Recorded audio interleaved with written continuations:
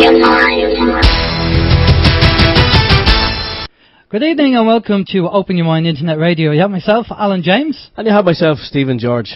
Both in the 7th or 5th dimension, wherever we are. Don't we wish? Yeah. Sunday the 23rd of December 2012. And as we said last week, we said if anything happens, good luck and all the best to you. And if not, we'll be back next week. And here we are, back next week as promised. Yeah. Nothing happened. Now we have our guests on tonight. We have Karen Quinn Tostada from United We Strike. We have JP from WSR Radio and Detlev from Wake News Radio going to be on in a few minutes. And what we're going to be talking, we're going to have a little bit of a round table. And we're going to be talking about the 21st and 22nd and the 23rd. And if anything has happened or if anybody has found out anything. I don't think so. I haven't heard any news myself. Have you? No, I'm afraid not. I haven't heard anything at all. Seemingly it was like a big build-up to nothing.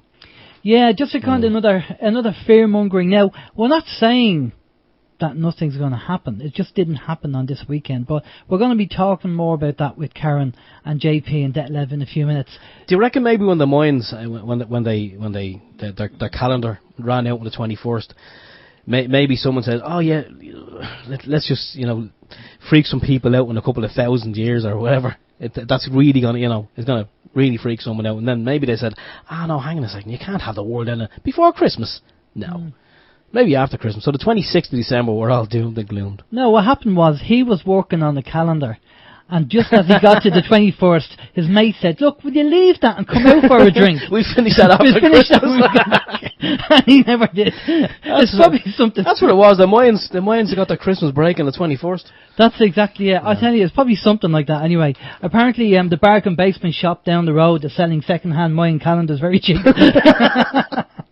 Right, okay. Last week, we'd like to apologise. I did say that the TD's name was Mick Flanagan when it should have been Ming Flanagan. But I'm sure you knew who I was talking about when I was talking about Ming Flanagan and what happened to him. So, just to clarify that, I don't have really much on the list, but how's your week, Steve? Busy, looking after, running the household, playing mammy, and changing nappies. I don't know what that noise was that you made. No, that was the microphone sound. Okay. It wasn't me. Just kind of catching up on a couple of the links that you've sent out. Although you didn't send too many out this week.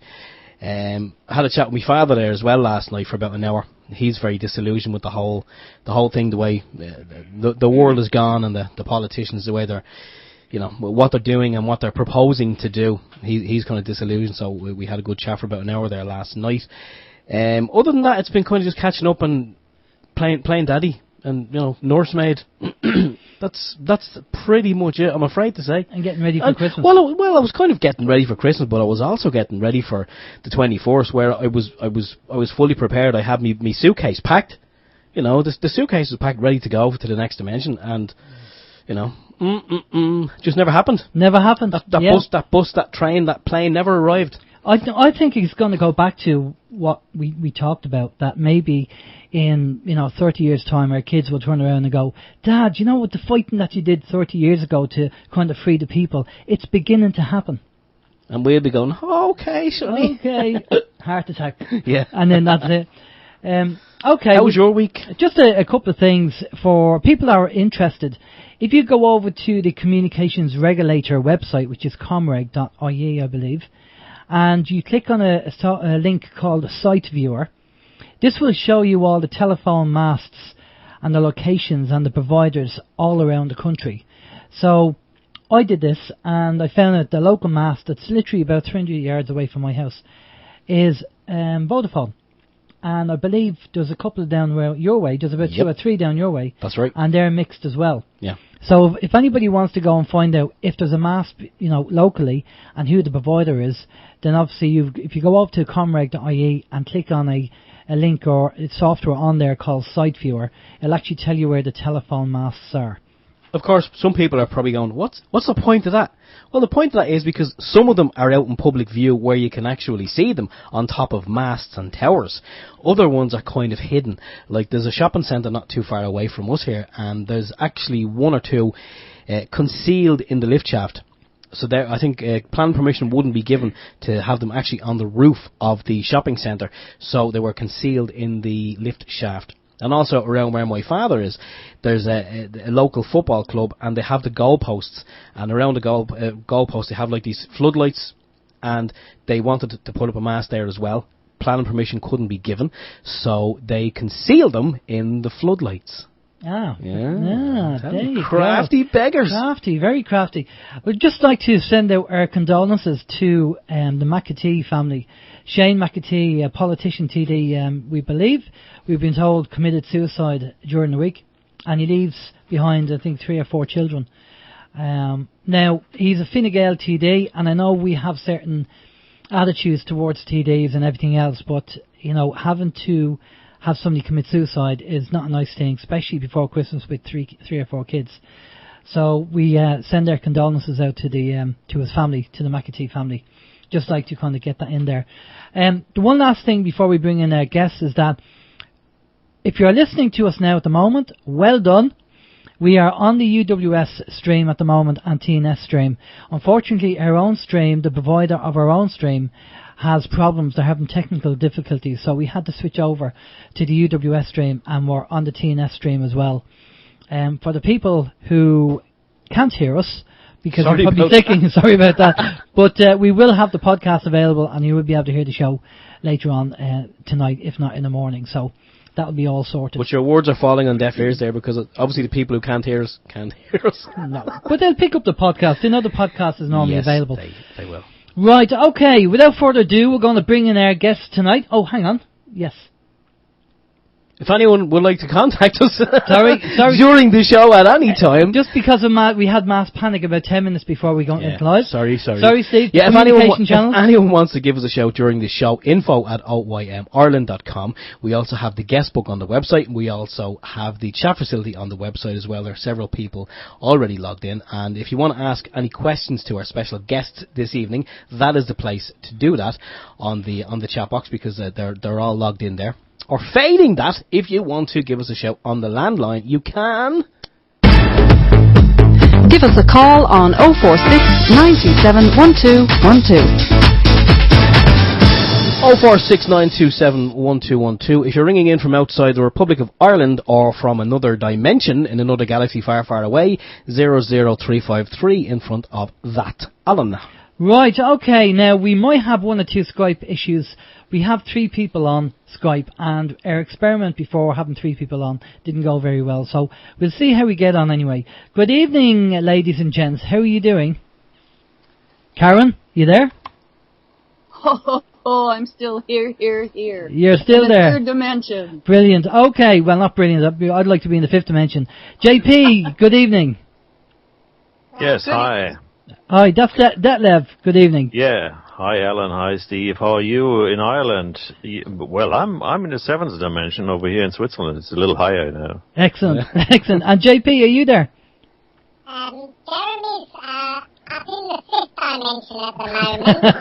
He'll be back soon, okay? Okay, tell him we said hello. Yeah, exactly, yeah. Oh, here I am. There you go. He's beamed down. He's beamed down from the 7th dimension just to be on the show. Well done. Well, what can I say, guys? We had myself, Karen, and Detlev and Steve. We had a show on Friday about 1 a.m. in the morning, and we wanted to talk about the 21st, and during the day of the 21st, the Friday, we all checked with each other, and we have heard nothing, didn't see anything happening. I mean, I didn't expect the end of the world or even Project Bluebeam, but even some Aurora Borealis or something would have been nice. But we are now on Sunday the 23rd, and the only thing we had last night, Steve, is severe wind outside and gales. Yeah, very windy. Very windy. Very windy. So that's what we had over here. The weather conditions were quite bad. Karen, I'll go off to you first. Good evening, and, any news from your end? Well, it looks pretty much the same right here. I do feel like I'm in the 3rd dimension. I have to say that I am somewhat relieved and a little bit disappointed as well.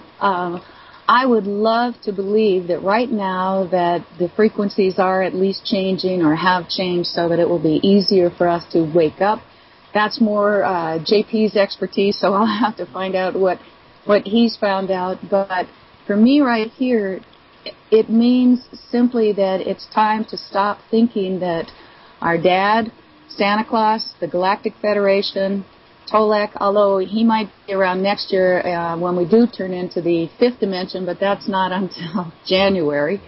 So I think it's up to us, Alan. I think it's really up to us, and I feel more rooted and more grounded in the fact of being solidly here on planet Earth. Yeah, I know what you mean. JP, good evening. What's your take on things?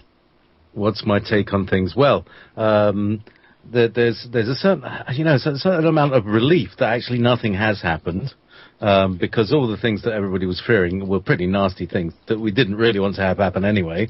So I'm quite happy about that. So I've survived the Millennium Bug, and we've survived quite a lot so far. I mean, if you really look at it, compared, if we'd have been thinking forward from like 15 years ago, we could not really have envisioned the world that we live in now. We've got some kind of planetary expansion going on. There's earthquakes happening all over the place. Volcanoes are erupting all over the place. We've got stock market crashes every week, and it's getting worse and worse. We've got scandals coming out. We've got everybody in the government seems to be a paedophile, and it's just there is mayhem and chaos. So a lot of these prophecies that we've seen all over, this is the end of the world. Is this how the world ends? I don't know. We're waiting for the whimper, aren't we? I don't know. Let's pop over to Switzerland and see what's happened over there. Good evening, Detlev. How are you? Hi, Alan. Hi, Steve. Hi, everybody else. Well, we've got pretty warm weather, as a matter of fact, which is pretty unusual for this period of time. And I was working the whole weekend, so not really a change. And you see, I'm working on a film which I want to get out on Christmas, to give some of those who put pressure on us a little task to do. And so from my point of view, I actually didn't really expect anything happening in terms of external influence, like, world going under, or any UFO flying down, an alien coming out and saying hello, or something like that. I think what will happen, and what actually has happened already, is changes inside ourselves. And I can feel it, and many more people do feel this as well. What do you think? Well, I don't know about the energy change. I know they talked about it, this wave coming in. David Wilcox talked about it in the 2012 Enigma. And he said with this wave coming in, it's going to reactivate DNA that was lying dormant in us, which will, give us, I won't say superpowers, but it'll activate and we'll be able to do things that we couldn't normally do. Clairvoyance, clairaudience, clairsentience, and all that kind of stuff. Now, whether this is going to happen or... Again, I've just become now everything that over the last few months we had the Niraboo thing, we had and different dates with that, and we had different dates with the 11th of the 11th of the 11th and the 12th of the 12th and the 3rd of the 12th, and all these predictions and people talking about stuff, and nothing has happened. So I've just become one of the biggest skeptics around, I think, because now if anybody says anything to me, I'll just go, yeah, right, okay, let's see what happens. And that's it. And maybe that's part of the psychology of the Illuminati or the Cabal, because it's order or chaos, which is on the dollar bill in Latin. So maybe that's the case. What do you think, Karen? Yeah, I am more skeptical too. I'll tell you, my husband Al is reveling in his righteousness. He's been telling me for a very long time, what will you do when the 21st comes? And nothing happens. So, now the one thing that I cannot say is whether or not we really are in a galactic alignment and the vibrations are shifting so that we're waking up. We don't consciously choose to move from adolescence to adulthood. It's just something that happens. Are we having an upgrade? That would be very cool. But it's not going to happen overnight, and it's not going to happen without our direct participation. And I think that it's really time to wake up and understand that we are the heroes we've been waiting for. We cannot continue to give our power away, to think that some new CD, or if it's not Nibiru, it's the cross of Hyundai or whatever is coming to save us. I think it's time for us to consciously look at what's going on out there, and it's why I keep coming back to when we finally allow ourselves to stop at the same time, to refuse to allow ourselves to be pushed over this fiscal cliff and this other bull crap that they're spreading, when we finally say, you know what, nothing happened, the ball didn't drop, maybe Jesus was a religious and political fiction for Vespasian. I don't know. There's so many things we don't know, but what we do know is every single day we live our lives as usual as another day, that more people die in war, more people die because of starving, more people are tased or threatened or silenced or imprisoned or jailed for the very few who sit at the top and smoke cigars and bet on the weather. And I think that a strike and peaceful noncompliance still makes the most sense to me to get their attention. And so I'll keep planting seeds for us to do that and collectively do it on the same day. If we all stopped, that would stop the world, and then we can see where we go from there. Excellent. JP, what's your take on things now with, I mean, the fact that we didn't have the end of the world scenario or Project Bluebeam or whatever, I mean, nothing. As I said, I would be happy with just some kind of Aurora Borealis effect or something, just to, see something. But nothing from what I can see has happened. And so what's your plans now for the future? As far as I'm concerned, I'm going through a rebirth phase, a renewal phase. I'm coming out of a long period of poverty and I'm sort of right at the end of that. I'm right at the bottom of the poverty, so it can't go any worse. So I've got a new house, and I'm going to be moving in on the 1st of January, and it's a nice, sweet little cottage that can go off the grid. And for me, that's what it's about. It's about doing what I want to do, doing what is in my heart. Because I've got loads of ideas and loads of projects, loads of things that I want to do. Free energy ideas and crystal devices and all these things. So for me personally, it marks a moment when everything, all the stresses finish, because it's bugger this for a game of soldiers, really. I'm just going to go over as much as I can into doing things that are of service to the world and that make me happy. And really, I think that's all that anyone can do. Yeah, I think so. I think we can't be waiting on something to happen. I think we have to do it ourselves. I think everybody's going to have to do it themselves, as we have been doing. We're just going to carry on continuing. I do believe that more and more people are going to wake up because of the way the situation is.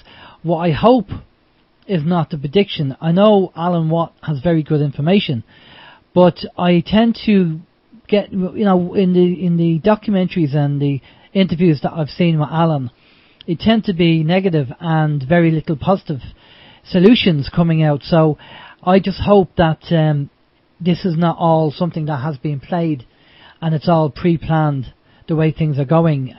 But I'll put it over to Detlev. Detlev, what are you planning now with the new year and, with Wake News? Yeah, thanks, Alan. Well, as a matter of fact, first of all, I posted this in the chat room, the year 2116. This was not just out of my mind or something. I actually read a story about two German scientists who recently came out with the information that they recalculated the Mayan calendar so far as they could. And they said there is a miscalculation done, and the real date of ending of this time cycle will be 2116. So, well, I don't know whether this is true. So, but it gives us another 100 years and more, to think about it. And this is something I fear, because, distraction strategies are the ones, as well as fear strategies, to keep us away from finding the truth or being interested in finding the truth. And that's what's taking place all the time, and that's what I'm reporting on as well with Wake News Radio and Wake News TV, where I make my own videos as well. And I think this is going to be even more important, especially as the continent here, the European continent. I'm in Basel, and Basel is close next door, basically, to the Federal Republic of Germany and France. So it's actually, if I want to go have some great cheese, 10 minutes I get the best cheese in France. And if I want to get a real German beer, I jump in the car 10 minutes and I get the best German beer. And if I want to go hiking, I'm in Switzerland, so I don't have to drive anywhere. See, that's my advantage here in the three corners of three countries, or the corner of three countries. So, things are happening over here, and we are reporting on it. And I think, getting to the truth is our most important objective. And also, try to get the people to discover their own consciousness. That's what I'm focusing on. Well, maybe this wave that is predicted, maybe it's still on its way to the Earth, and maybe that's going to cause this consciousness to awaken our consciousness. But what I said on Friday, and I think we have to be aware of this, is that the kill shot effect is still a possibility. Now, the kill shot, as I said on Friday, is got to do with the solar mass ejection from the sun. And this 11-year cycle, give or take a year, happens. And they know this in science.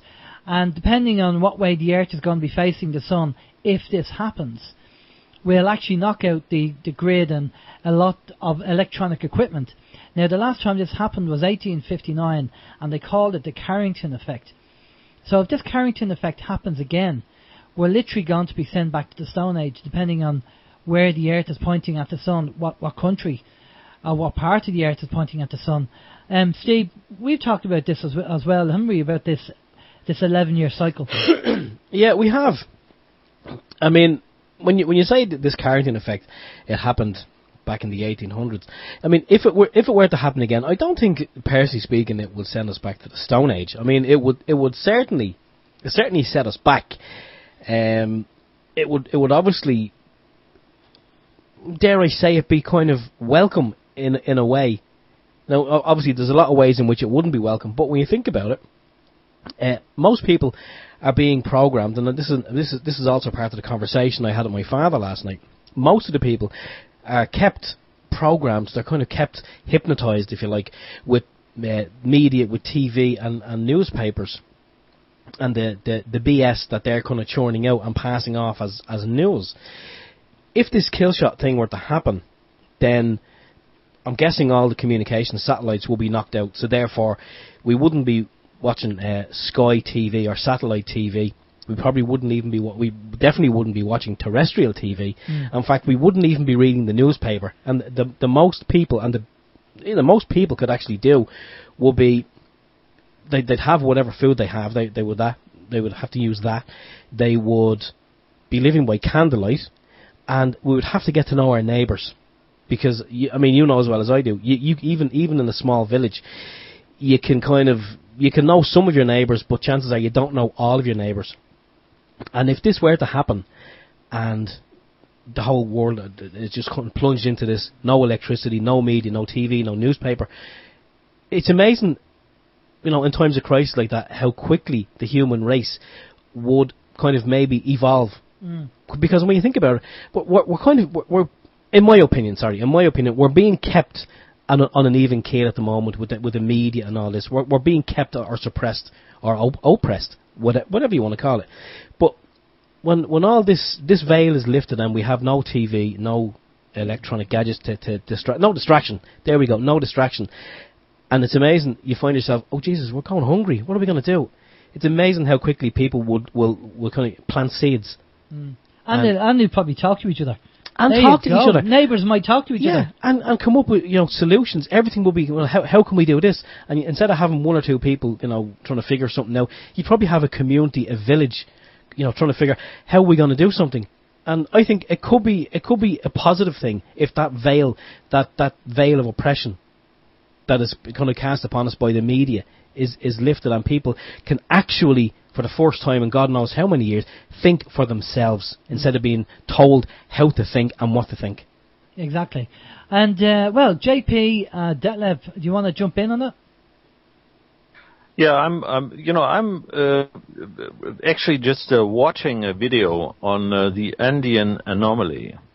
And if you can see all the sites which have been built there, possibly up to 20,000 years ago, because, the story which the archaeologists are telling us is definitely not true.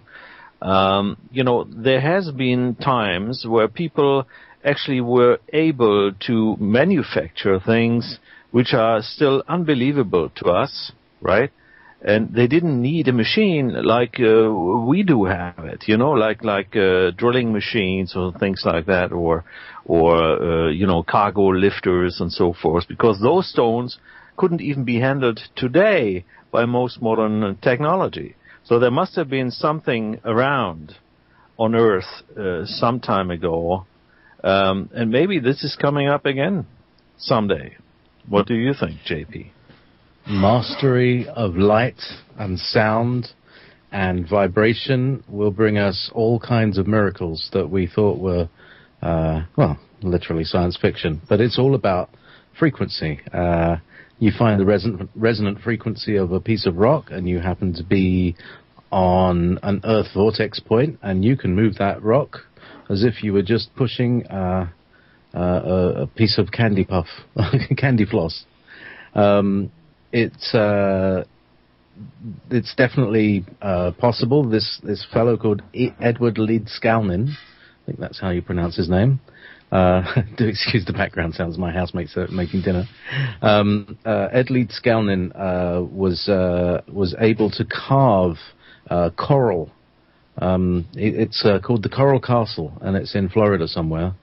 And it's on a vortex point, and they've found bits of his machinery, but he broke it up. And but it mainly involves coils and oscillators and things like that. And he could levitate rocks and managed even to balance this rock that you could push with your finger. It was like a revolving door, and you could push with your finger. It weighed about 15 tons. Wow! Just incredible.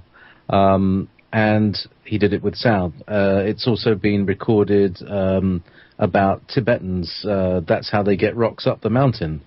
They basically start with this very long, slow pulse. They have all the drums and it starts off very, very slowly, like one beat a minute.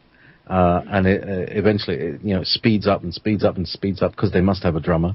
It speeds up and speeds up, and eventually it's like vroom, vroom, vroom, vroom, vroom, and the rock will then start lifting off the ground and going up the side of the hill. This has been documented. They know how to do this.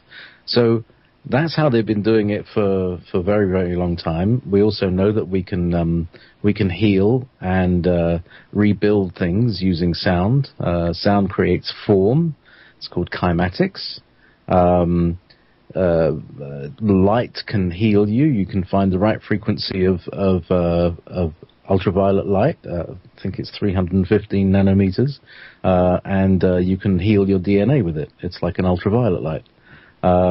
There's a frequency of light, 660 nanometers, which you can use as acupuncture. You put this thing and your whole body lights up. It feeds your cells and all sorts of things. You can regrow hair. There's all sorts of things, and it's simple mastery of vibration and realizing that vibration is really, really, really important.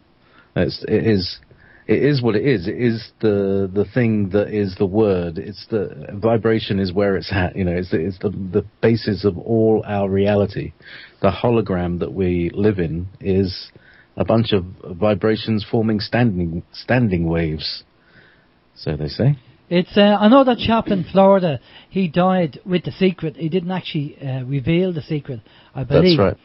Now, the one thing I want to kind of touch base on with it, I'll put it out to the three of you as well, is this, because nothing happened this weekend doesn't mean that nothing's going to happen. So we still have the idea of what Tolak says and what people are talking about the ascension.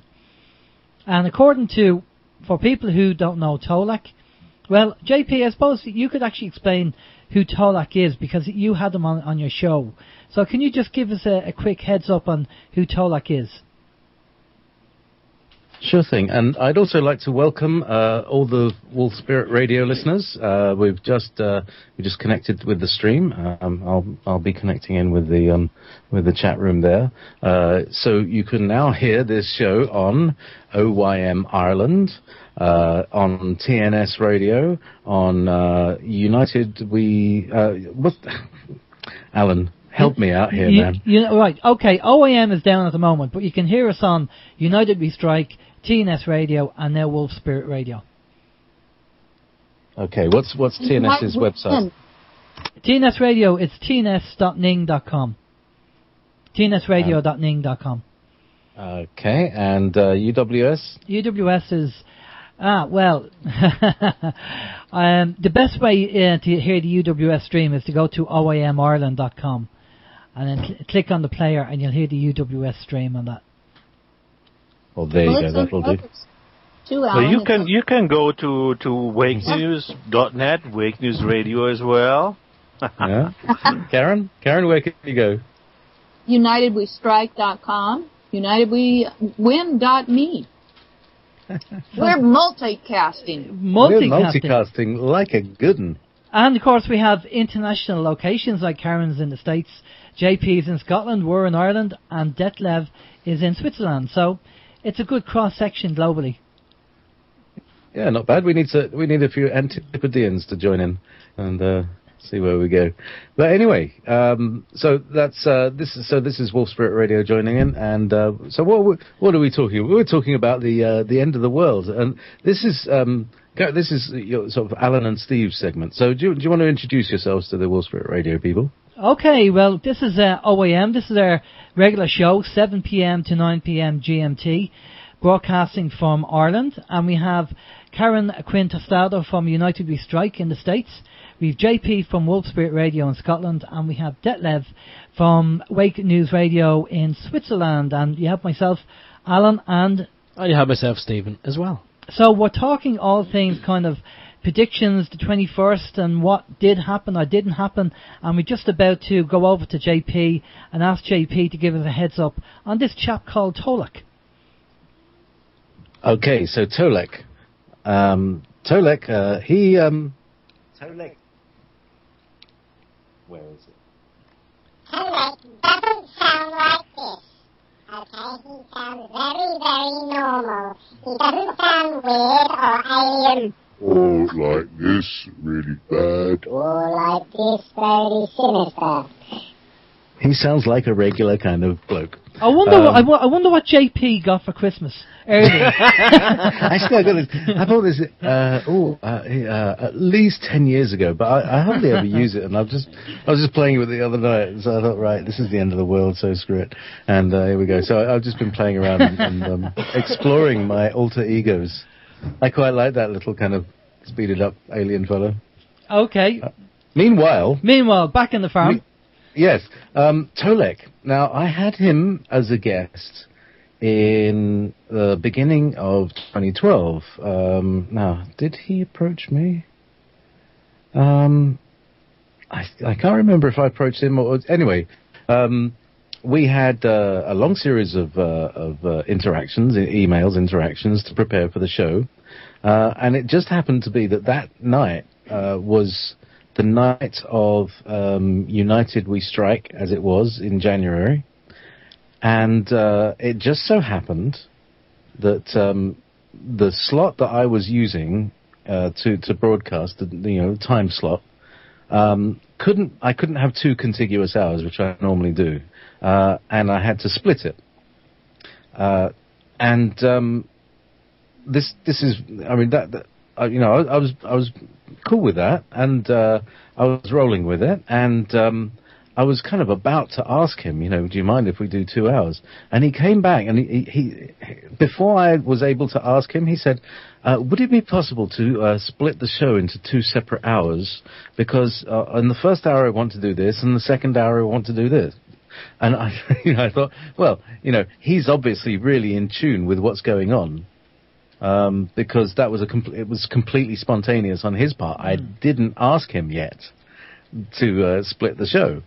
But it just turned out that the show was needing to be split because of the time constraints, and that's what he wanted to do anyway. Excellent. So I did a pre-recorded interview with him, and the second hour it was like he told a story, and it was the story of the Dakota tribe, or the people from planet Dakota, which is in the Pleiades. Okay, and can you give us a bit of a background of who he is? Okay, well, as far as, Tolek the bloke, whatever his real name is, John Doe or whatever, he's I think he's an IT guy somewhere, he does his thing, but, he's got his own life. And then he's been contacted, he's been, was it CE5? Close Encounters of the... What's the number when you go with them? So basically, they took him through time and space back to the 1800s and allowed him to observe this family. And he didn't really kind of link it all together at the time. But he had this experience with them, and... they were, able to show him time and space travel, obviously, and they offered him the chance of staying there and having advanced knowledge in the 1840s backwater. But he came back, and so he has an interaction with people in the Andromedan Council. Right now, the Andromedan Council is not based in Andromeda, which is another galaxy. But there is a representation, and it's I suppose, for want of a better word, it is very much like the Galactic Federation that is portrayed in Star Trek, and the kind of benevolent Federation who don't want to interfere very much. Okay. But because the people from these planets have colonists on this planet, this is the really good stuff. We're colonists. The whole planet is a colony. None of us are really, born here. We didn't evolve on this planet, so to speak. All these different races, all our ancestors come from different places. And what he's saying is that this particular group that he's had contact with, and these are what look like American Indians, but they're 7 feet tall. And they are what the Dakota, Lakota, Nakota tribes refer to as their star elders. Now, we have a kind of insider guy who knows about some of these things from the American Indian traditions, and he knew this story, but he knew that no white man, as it were, knew that the people that were the star elders, the ancestors of these races, were actually 7 feet tall. That was an incredible, nobody knew it. No white man knew that fact. So that was his confirmation that Tolek's information was real, because what he's saying is that there was so a long time ago. In a galaxy far away. Actually, not in a galaxy far away. In a solar system not that far away. In fact, our solar system but not the solar system as we know it, but the system that our sun is a solar system of, and that's what we call the Pleiades. There's one very bright star which is known as Alcyone, or Alcyone, and you can see that if you're looking up at Orion. Everybody recognizes Orion, and then you look up to the top right, and you see a red, bright shining star. That's Aldebaran. And then the same distance in the same direction, further on, you find this little star cluster called Pleiades. And that's what they call the Seven Sisters. And it's actually more than 100 stars because we're all like being... Alcyone is traveling through space, and we're kind of spiraling in after Alcyone. And so here we have a bunch of planets, a bunch of stars, and one of them is called Taygeta. Now, if you've got a map of the Pleiades and you look at the Pleiades, Taygeta is it's just up on the top right. It's like the rightmost large star. It's kind of in a straight line from Alcyone. And around that planet is a planet called Dakota. And around that, in Dakota, they have... it's basically like rainbow elders, It's like the star elders. This is where they come from. This is where they colonized from, and they continue the old ways. But they're like spacefaring native turtle islanders, and I think it's really cool. Okay, can I just touch base on Tolak though? Can we just touch base? Anyone. Tolak is a contactee, is he? And yes. he's in regular contact with the Federation, and he has a website called the AndromedanCouncil.com, I believe, is the website. Yeah, it's not the Federation. So it's not there's the all these Federation. organizations or bodies or bodies of entities that call themselves Galactic Federation, Galactic Federation of Light. I have no idea whether they're right or wrong. Yeah. But we do know that William Shatner was contacted in the mid-60s by a group saying, you're going to be part of a science fiction program that's going to change the world. And it's going to tell the story of the Galactic Federation. And so that's what Star Trek come from.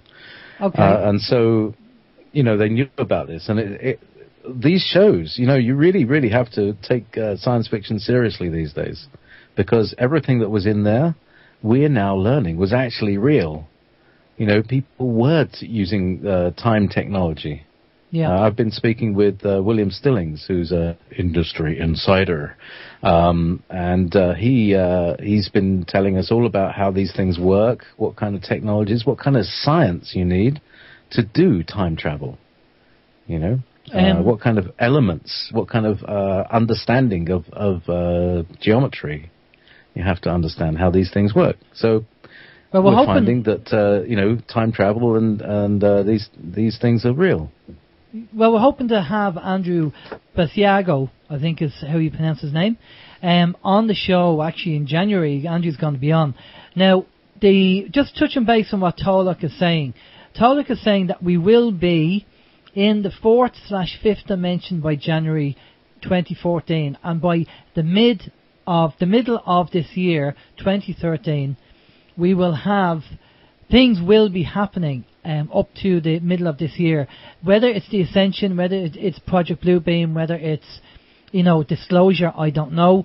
But these are things that he said. Now, I was emailing, thanks to JP, I got Tolak's email address.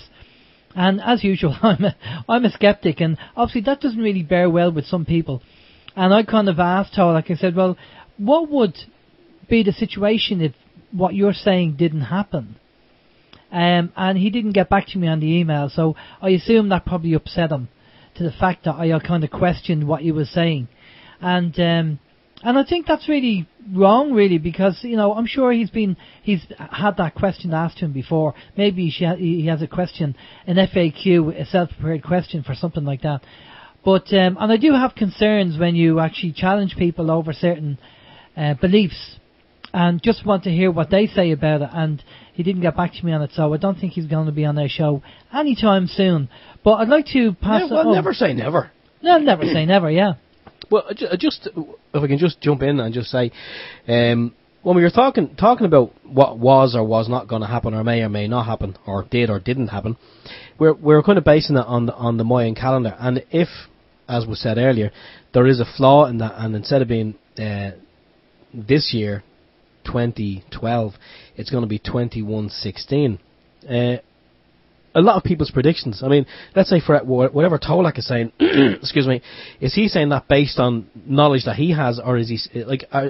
What I'm wondering is, are a lot of people kind of basing their predictions, if you like, on the Mayan calendar? Well, no. This is what he was told from this Andromedan Council, to what's going to happen, and there's basically biospheres in our atmosphere. Now, funny enough, I know this is going to be very strange. You might be thinking, a couple of weeks ago, remember I said on the show that... There's nothing on this show that sounds strange. Okay. Remember I said a couple of weeks ago, I've been having dreams, which I'm not a person that dreams, but as of late I've been having dreams. Yeah. One of the dreams involved an actual... I could remember looking up and seeing one of these biospheres in our atmosphere. In the sky, right? You see them all the time, like. Now, yeah, of course. So, apparently Tolak says that, and you can, Google and his interviews and listen to him talking, and he says that there's loads of these biospheres. Some of them are the size of Saturn, and they can hold 6 billion people. And maybe the whole of the ascension thing is that we will get taken off the planet because the planet has to heal itself, or if something is going to happen, the kill shot or whatever, maybe it will all happen. I don't really know, but this is what is kind of being said. Now I'll pop it over to Karen, and just get your take on it and what you think about all this. Well, I think that there's always the possibility for miracles, and actually I do believe in miracles and that we are the instruments through which they flow.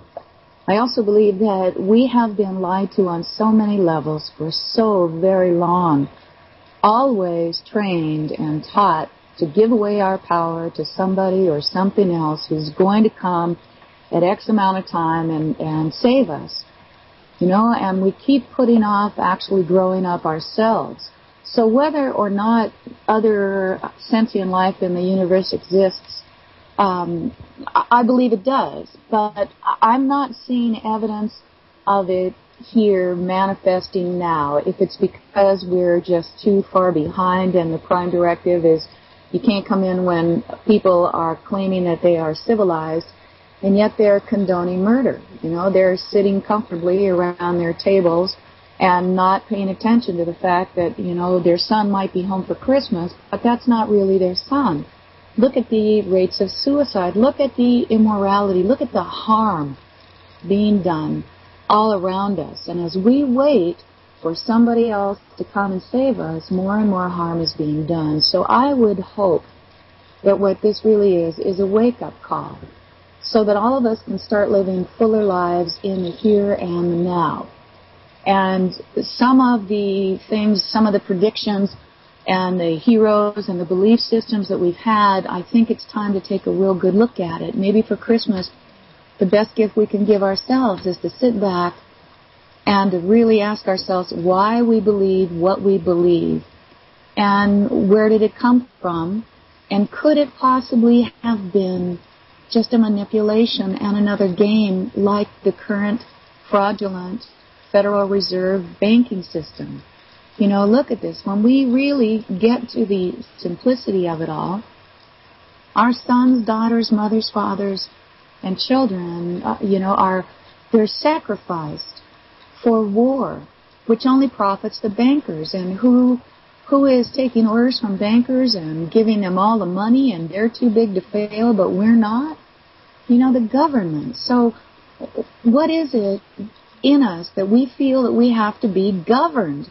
Why can't we just grow up? Steve, when you were talking the other night about that moment, I'm thinking, okay, an aha moment. It'd be great if we could have an aha moment where we did, like JP, you said, I think around the beginning of the year, we go to sleep at night, we all have a dream of what our lives will look like, and when we wake up in the morning, we know exactly what we need to do. Well, I was hoping for that. I've been hoping for miracles my whole life.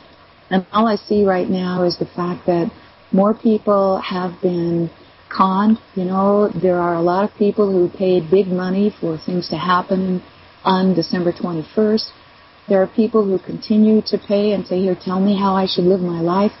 Well, maybe, it's the great wake-up call, the great unveiling, which actually, an unveiling is the definition of apocalypse anyway. So maybe this is it. This is the great unveiling, and instead of waiting, like if it's going to happen next year, that'd be great. That would be awesome.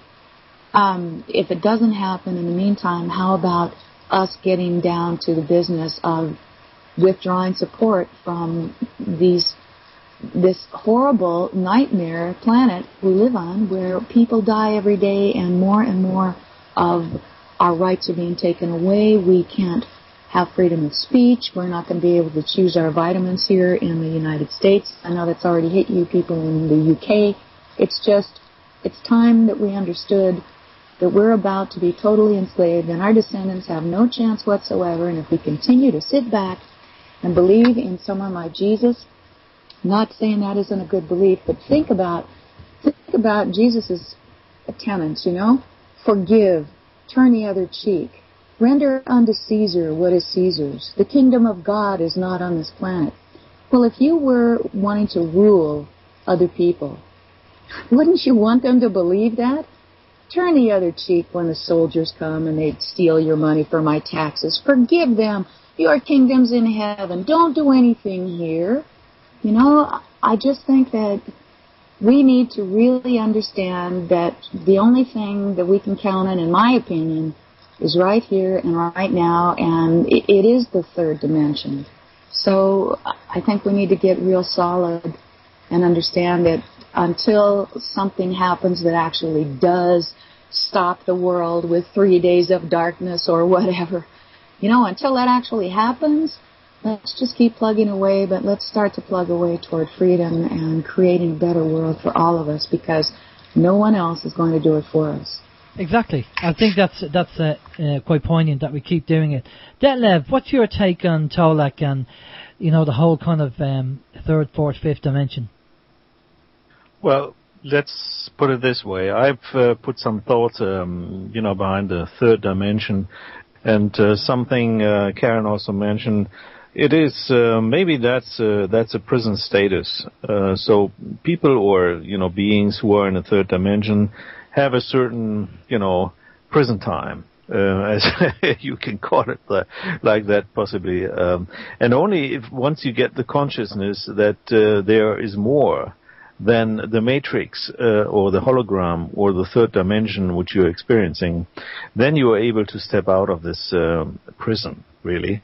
And by doing this, you're already entering the next dimension. So I'm not really sure we are only yet captured here in the third dimension. I think we have already progressed to a certain extent.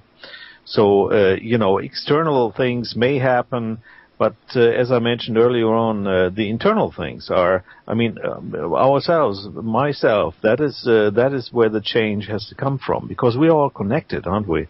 So, and if we can receive beams from wherever they come from the middle of the universe, then, and we are also frequency, as JP mentioned earlier on as well. We are part of it. So, it's just that the current status of us, we can see each other in the mirror and can see I'm a girl, I'm a man, whatever, I'm pretty or I'm not. This is just, this is illusion.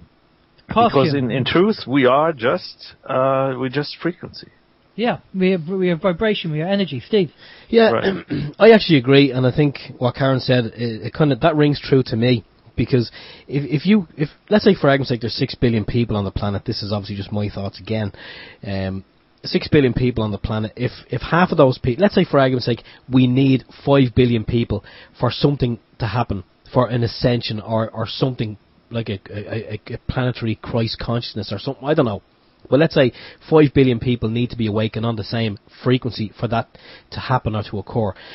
If a large portion of the planet is being kept dumbed down and being kept asleep through all these, means that I mentioned earlier, TV and all that sort of stuff, they'll never get a chance to vibrate on that frequency. So maybe, again, say it's just my opinion, but maybe if maybe this 21st, maybe it was going to happen, and maybe it didn't happen because the frequency wasn't high enough. You and I were involved in radio communications. We know about frequency and we know about the power. And let's say, for argument's sake, there is a frequency, and all the people who are awake, you're vibrating on that given frequency. So am I. So is Karen. So is JP. So is Detlev. We're all on that frequency. But let's say, in order for something to happen, the whole planet needs to be on the same frequency. So therefore, the power rate, the power level, can be so intense that a change will occur. Well, is that too outlandish? No, that makes sense, because I was thinking of something like that the other day, and I don't know how you guys feel about this, and I want to get your opinion on it. Okay, there's two things I want to talk about. One is the free will, and one is the frequency change. Now, this frequency change, I feel, is a conscious frequency change. It's a conscious shift. Okay, and what I find is, and I don't know about you guys, but I find that more and more, I find it hard to be with people who aren't on my frequency, who don't vibrate on the same frequency as I vibrate. I.e., the subjects that we talk about and what's going on in the world. If somebody starts talking to me about, what was on TV last night and everything else, I'm just, I'm really, really not interested.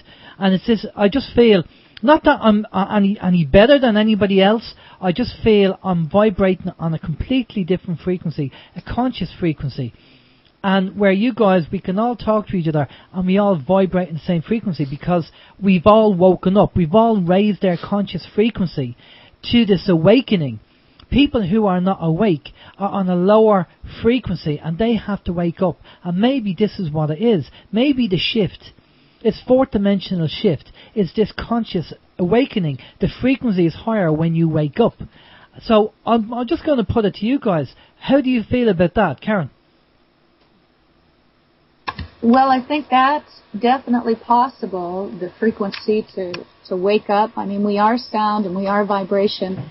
And other than that, Alan, I've looked around, and a lot of these theories, too, depending on where you go, say that there isn't this big galactic alignment, that really didn't happen. That there's so many theories out there, and I'm really just starting to think that most of them are distractions to keep us from taking action now. And if this frequency is being raised, that's great. And I do believe that all of us on this call have consciously chosen to break through maybe the lower frequency of denial that too many of us still live in, denying that we're in the physical predicament that we are in, denying that we have an obligation to be accountable to our grandchildren, denying that we really are living in a prison planet with just a very few, and they want us to go back to the days where the kings and queens ruled. They held their court. They had the wonderful lands all around them to go hunting when they wanted, and they had just enough servants. No uppity slaves were permitted, but just enough servants to be docile and to feel good about renting land from the king, to be able to go once a year and give the king gifts, because even though they pay him all year long, they've got to give the Lord of the Manor a gift for Christmas for allowing them to live on the land. We've got this inequality. I'd like to see our DNA raised enough to be equal, where we can look somebody like Obama in the eye and say, just wait a damn minute here. No to $4 million vacations. No to drones. No to phony tears. No to children being murdered. And you coming out and talking about how horrible that is and protect our children. Well, yeah, let's protect them from prescriptions. Let's protect them from the chemicals that are killing them. Let's do that with our young men and women in the service. Let's wake up. I mean, if there is a vibration of truth coming, JP, I'd like to ask you about that ribbon. I mean, is that ribbon, so many things are hoaxed and everything else, but it would be great to think, yes, there is an alignment. We're actually consciously coming into a place where the shift is happening vibrationally, and it'll take us a while to actually physically see it. If we just moved into the Bronze Age, what is that, 200 or 2,000 more years in the Bronze Age before we hit the Silver Age, before we hit the Golden Age? Well, the only way we're going to see that is if we're reincarnated then, or if we consciously choose to say, you know what, we do outnumber them. They're killing us on every front imaginable. They're stealing our money. They're beating us in the streets. They do not pay attention. They don't care. They don't care. So what would happen if we said, okay, then we don't care for following your rules because the reason we're here is because we've obeyed. We're going to think for ourselves, you are not better than I am. None of us need to sleep on the street at night. None of us need to be hungry. None of us need to go without because the bankers on the other side have the excess and live in abundance while betting on the weather and killing us. You know, I think it's time to wake up. I think this energy, forget about the galactic wave for the moment, I'd say, Karen, just on a personal level, just for people waking up, if you want to say, you know, the people who actually wake up and all of a sudden the penny drops and they get it. When that penny drops, that's when their conscious frequency rises. They get it. Yes, and that would be perfect, and that's also why I keep plugging away for the United We Strike idea, because just like Occupy happened overnight. Now, yes, some of that was planted, is planted, but the spirit of freedom within the hearts and minds of the people is real. And I keep hoping that the energy will shift enough to where people all over the world realize freedom is more important than their jobs. You know, peace is more important than war. Having their children go off and fight and be vaccinated and poisoned and study the experiments the government is doing on us. You know, that we're being run by the mafia. So energetically, yes. And then I'm hoping that that energy will click all at once and we'll say, you know what, we don't have to fight them. We can step out of the uniform into our lives. We can go home. We can go home and ignore them because we could actually be living lives of beauty and joy and abundance as long as we do not commit harm. And so energetically, yes, I do think that that is possible. So hopefully, maybe that's happening, and maybe it has something to do with that ribbon, where it actually does affect us. We are energy, vibration, and frequency, so I still have hope, but I think that we have to act. Okay, well, let's talk to JP about the ribbon. What's this, JP? What's the ribbon? Okay, so I'm going to take you out of the planet. I'm going to take you up. We're looking at the planet getting smaller and smaller. Then we're able to see the sun and the things, and it's getting smaller and smaller and smaller. And we're zooming out and zooming out and zooming out and going up. And eventually we'll see ourselves as part of a spiral. There's a curved arm, and we zoom out further, and you see the galaxy as a whole. And it appears to be like a kind of spiral starfish, and the Earth is right out in the edge, right on the rim. So when we look at the galaxy, what we see is a kind of white banding of light. I mean, there's so many billions of stars there that all we see is a kind of slightly lighter area of space, and that's what we call the Milky Way. And we also call this galaxy, I think, Sagittarius B. So when we're looking at the center of the galaxy, we're looking at the constellation of Sagittarius and Scorpio, and in fact this mythical 13th sign, which is called Ophiuchus, or Ophiuchus, anyway, and Ophiuchus. And anyway, that's the location in our skies of the center of the galaxy. So let's zoom up again. We can see the galaxy from the top. Now, imagine that we're looking now at the surface of a pond, and we throw a rock into the surface of the pond, right into the middle. And then we zoom down. We drop the camera down to the surface of the water towards the edge of the pond. And you see the wave coming towards you, but you don't see a round thing. You see a flat thing getting wider as it comes towards you. Now, back to our galaxy, there's a pulse of energy that emanates from the black hole in the center of the galaxy. They call it Hunab-Ku in the Mayan. That center of the galaxy is 26,000 light years away. And that pulse it takes considerably longer than that to reach us. But this thing in the middle is pulsing away. You know, they're very slow pulses, enormously long periods of time, and perhaps to that is just like a heartbeat. But essentially, the universe is pulsing. It's alive. The galaxy is alive. It's a living thing. It has a consciousness, and that consciousness is part of every atom in the galaxy. So that's what we call God. All that is, because all that is the consciousness of that which we are. That's the galaxy, and every so often we get a burst of stuff from the center of the galaxy out towards the rim, and this is what's hitting us.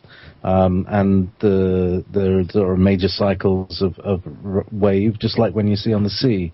You see a large wave, and you see like 7 or 8 smaller ones, and then you see another large one. You see 7 or 8 smaller ones. So there's this kind of rhythm to it.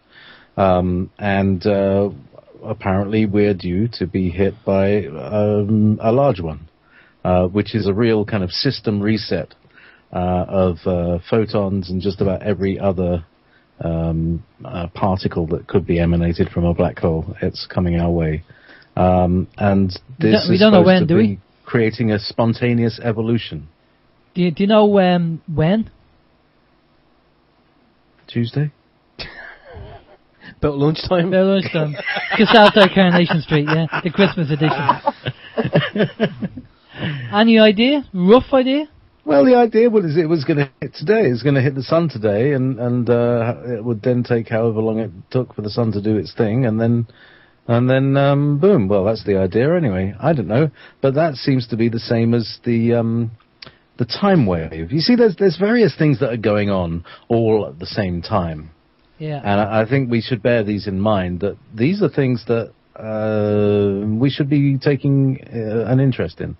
Number one is the CERN reactor, or collider, or whatever it is. And what it does is create a counter-rotating series of plasma beams and photons and heavier objects and things like that. And when you have counter-rotation at very high speeds, you're then going to be affecting gravity. And you're going to be able to produce a gravity wave. And as far as I can understand from my conversations with Stillings, is that the gravity is a wave, everything's a wave.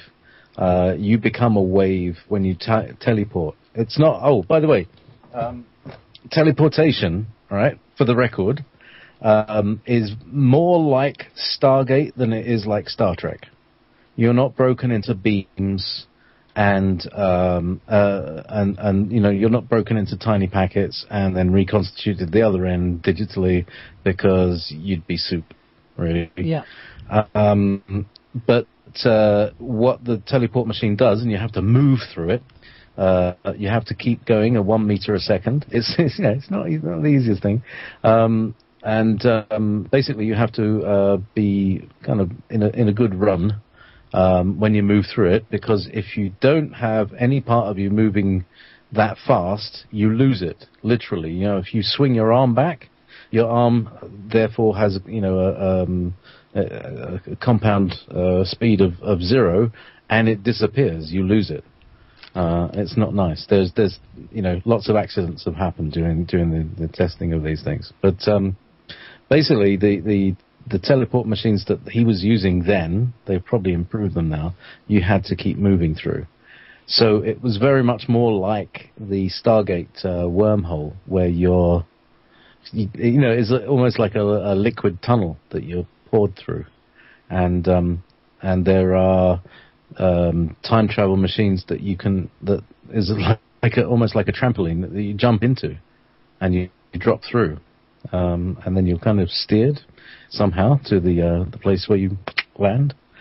And then there's others that like the Stargate, but it was kind of more like a 10. There's a video of it on YouTube of this teleport machine. And you see it it's very much like the Stargate opening. You know, you see this fuzziness, and then there's a kind of big flash, and this thing's then in operation. And so all of these things, when we were kids, this was science fiction, this was unreal, but it's real, and they've been using it, and they've been messing about with time. and there are timelines that they're trying to move us on and off, and this is where Bill Brockbrader comes in, and the Yellow Book, and Dan Burish, and other people have spoken about this thing that is like the machine in Contact. Do you remember the film Contact? Of course, yeah. Had these 3 gimbals spinning around in counter rotation. Again, it's always about rings and counter rotation. Now, I have to say. Out of the corner of my eye, I keep seeing lights out in the sky, and I'm facing kind of 90 degrees away from my window, but I'm catching light in the corner. Now I live in the place which is really dark, But well, do you want to go and check it out and let us know what you're? Yeah, hang on a second. Okay, I'll just pass over to Detlev. Detlev, give us your take on Tolak and the. Did I ask you this already? Yes, you did, but nevertheless, I think many things are happening. We always are tending to just think third-dimensionally. Even if I listen to JP describing how he would describe the ribbon, right?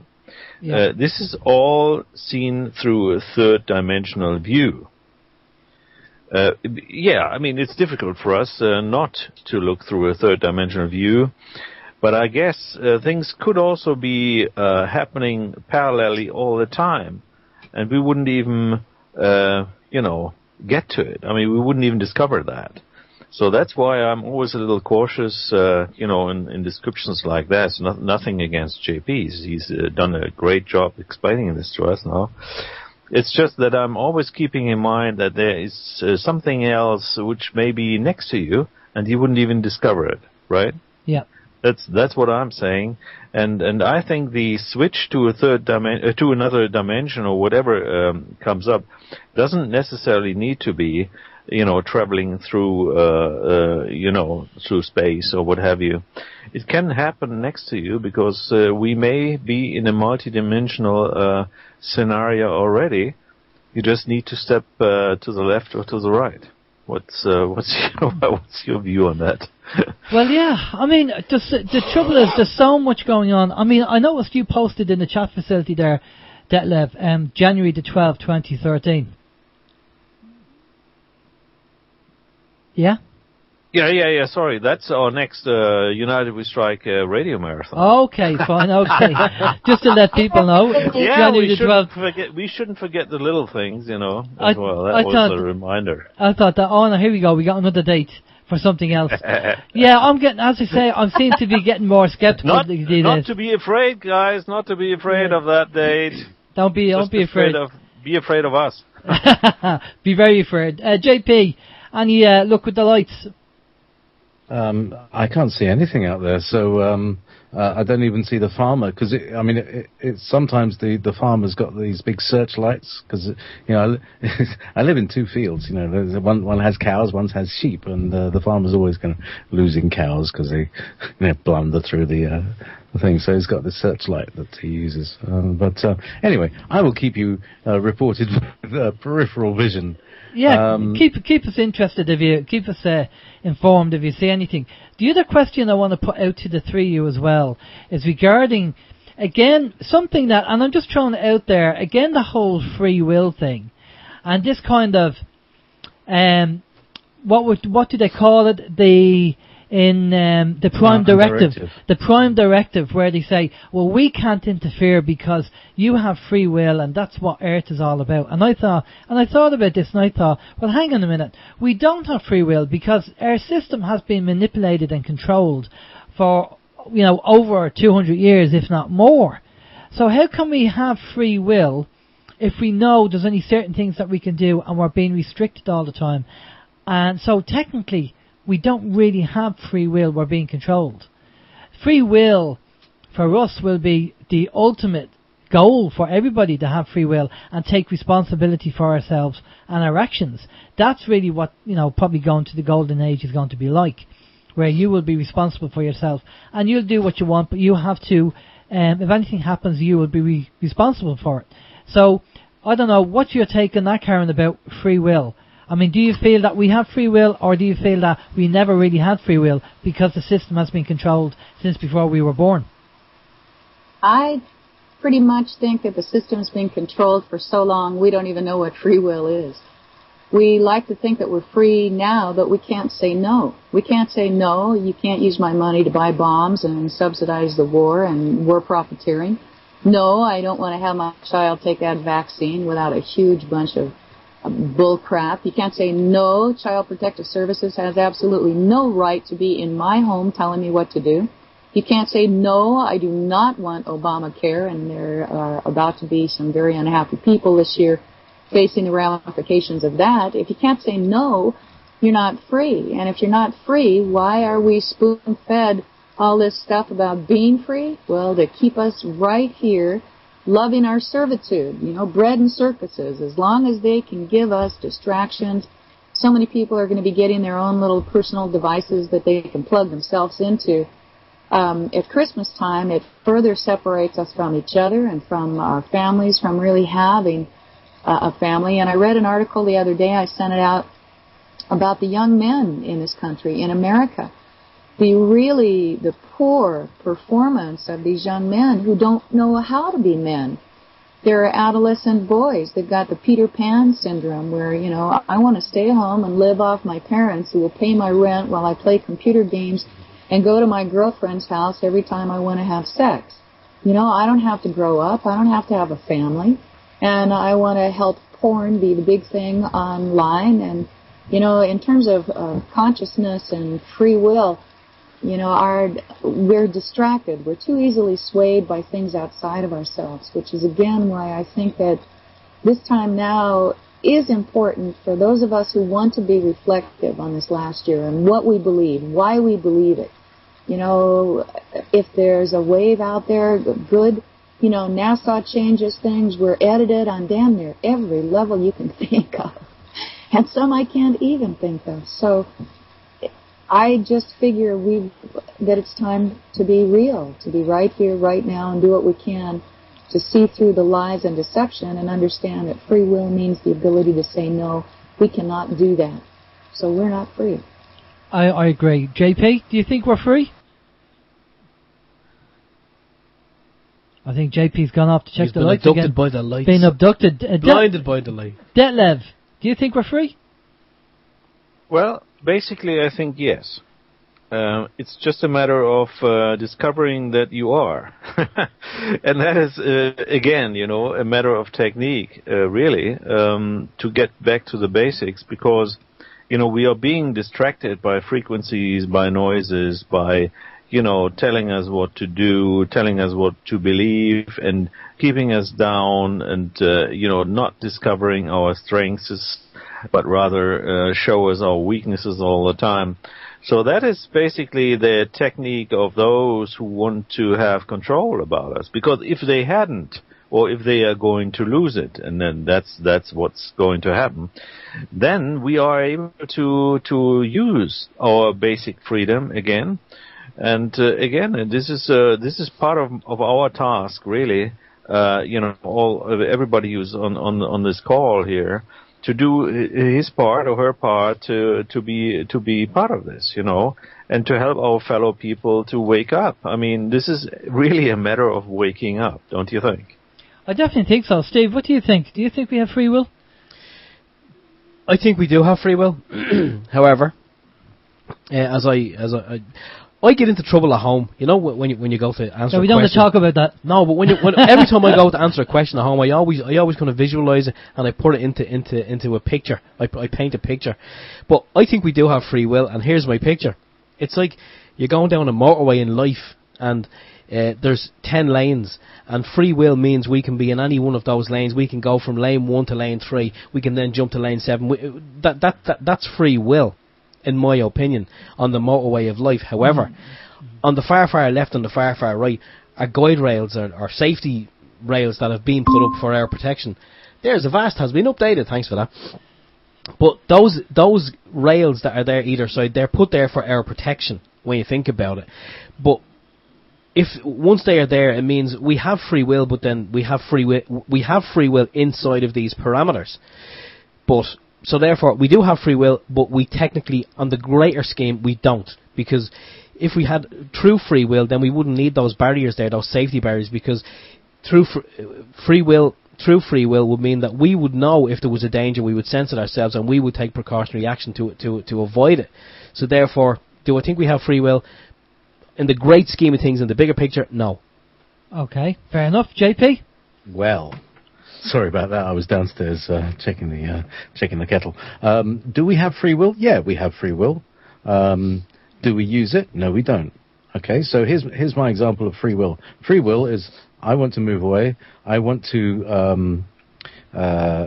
I don't want to work for the man. I don't want to work for people who hurt other people. You know, my being is harmlessness. So if I contribute taxes to a harmful regime, then I'm causing harm, so I can't do that. So I'm choosing to not pay taxes to those kind of people. I would work with local people because I like to. I want to work with my friends because that's my will to do so. I don't want to give money to my enemies. Why should I want to do that?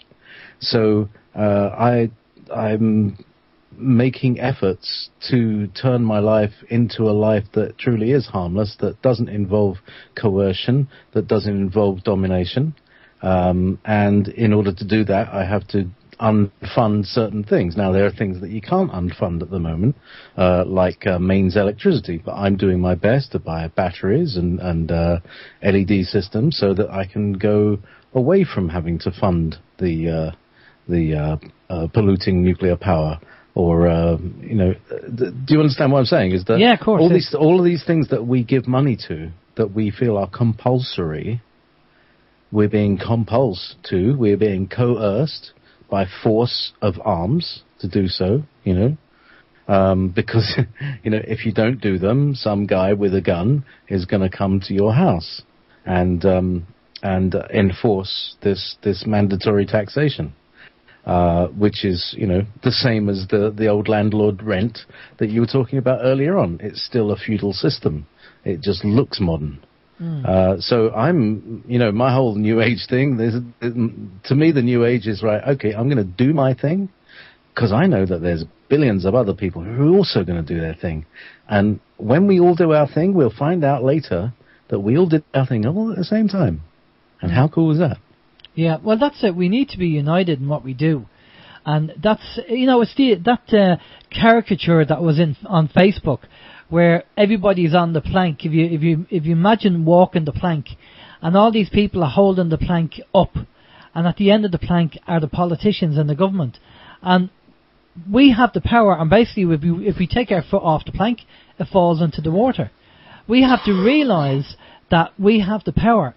And that we can take our foot off the plank. A lot of the people feel comfortable leaving the foot on the plank, and they don't know about that. They don't actually know that they can take their foot off the plank. Well, I wouldn't say they're comfortable keeping their foot on the plank. I'd say they've been conditioned by fear that they're afraid to take their foot off the plank because the fear of what may or may not happen. But they don't actually know because they, when they defend their belief system, because I'm okay, Jack, so everybody else. So now they don't actually know about the foot is actually on the plank at all.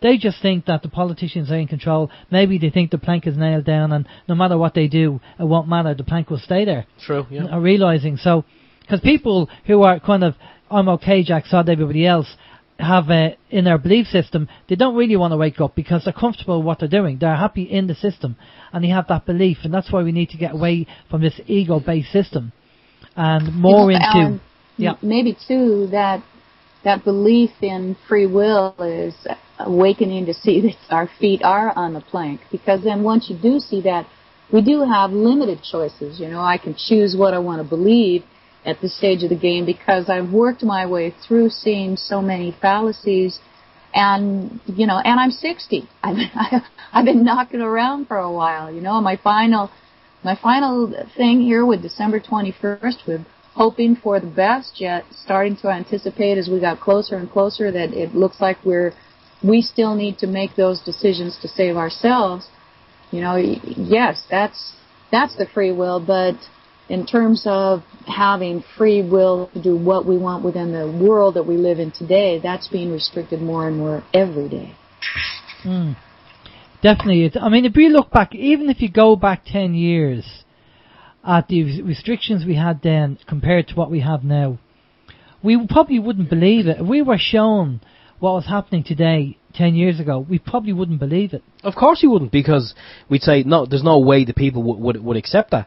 But then, as you say, the totalitarian tiptoe, when it's done by piece by piece by piece by piece over a 10 or whatever year period, we don't realise what's actually happening. But you're spot on. If we were to travel back in time 20 years ago and look at today, we'd be horrified. We go, "What? No, there's no way the people would accept that." But we do, because again, it goes back to, I like the analogy of the frog. If you put a frog in a pan of hot water, he'll jump straight out. But if you put him in a pan of cold water and then turn up the heat gradually, he won't realise. Yeah. And that's the totalitarian tiptoe. So we have to be careful of. Right, guys, we have about 20 minutes left, so we need to, what we can do is kind of do some summing up, I think, or if there's anything that you want to chat about. I mean, there is a question here, Steve, you want to take that for one of our listeners? A question here from Lord Vapor. I'll just put it on the table. Lord Vapor is one of our regular listeners. And not Lord Vader. No, not Lord. No. This is his son, Lord Vapor. Both lords, by this, But anyway, he's one of our regular listeners and a good guy. And I actually don't have the technology this end to do the Darth Vader voice to pose the question, so I'll just say, question, do our speakers have any comments on angels materializing material bodies before the flood and procreating with women to produce the hybrid Nephilim, or the so-called men of fame, or titans of the golden age, as the Greeks believed? Well, that's a big question, isn't it? JP, you can do better than that. Well, we got 20 minutes left. It's a little, isn't it? That's yeah. Where do you want to start? Do you want to? I mean, Detlev, you live in Switzerland, right? True. And are there, are there like indigenous people? Like in the Pyrenees, there are the Basque people, and they very ancient. Is there a kind of ancient Swiss race that we don't know about? Well, not really. Actually, I think everybody who lives in Switzerland since let's say a couple of thousand years ago. We don't know what happened before then. Those were people who were really, traveling through or trying to hide, because you've got lots of mountains here. There isn't much growing on top of mountains, so there are valleys, right? But if you choose valleys, then you most probably want to hide from somewhere, from somebody, because you're hard to find. So people were not created in valleys over here, but they flew to those directions. That's what my guess would be. So I don't think there is any real indigenous population over here. So it's all a mixture of what came along, and we all know the story.